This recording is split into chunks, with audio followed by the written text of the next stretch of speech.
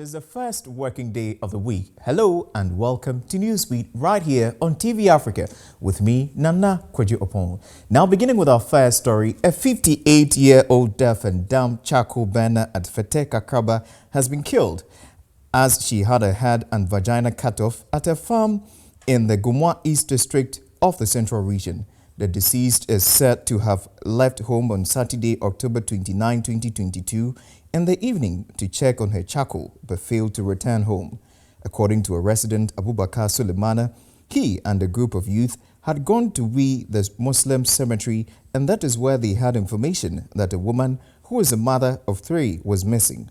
After hearing the news, they decided to search for the woman and finally saw the lifeless body of the woman dumped in the bush with some parts of her body chopped off. The police were informed of the incident and they arrived at the scene to convey the body to the police hospital mortuary. The Kaswa police have commenced an investigation into the case as no arrest had been made at the time of filing this report.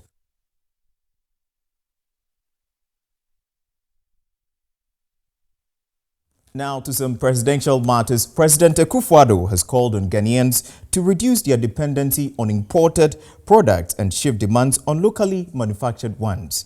He maintained that export and import must be the mantra that Ghanaians should adhere to. He made this assertion in his address to the nation on the economic crisis. To this end, we will review the standards required for imports into the country.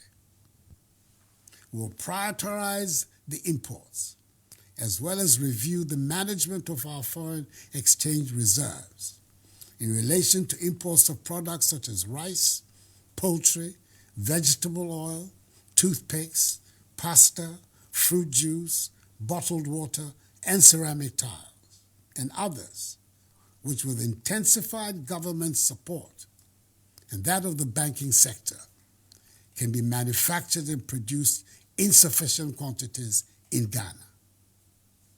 Government will in May 2023, that is 6 months from now, review the situation. We must, as a matter of urgent national security, reduce our dependence on imported goods and enhance our self-reliance as demanded by our overarching goal of creating a Ghana beyond aid.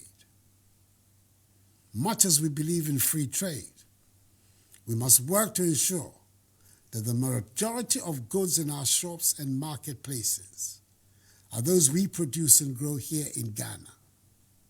That is why we have to support our farmers and domestic industries, including those created under the 1D1F initiative, to help reduce our dependence on imports and allow us the opportunity to export more and more of our products and guarantee a stable currency that will present a high level of predictability for citizens and the business community.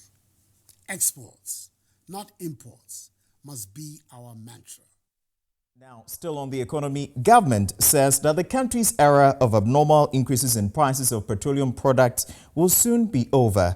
This is because steps are being taken to secure reliable and regular sources of affordable petroleum products to bring reprieve to consumers of the products.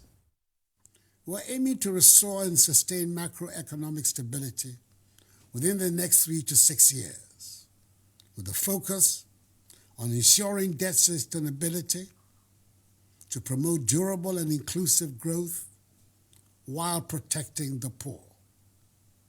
We've decided to review the reforms in the energy sector, the capping of statutory funds, implementation of the Exemptions Act, and a new property rate regime.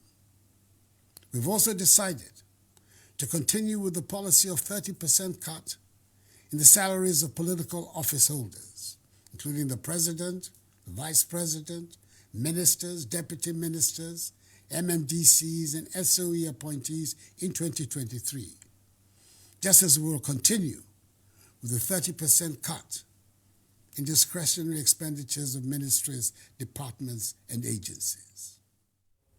Now, this is how we end today's edition of Newsbeat right here on TV Africa with me, Nana Kwadjo'S.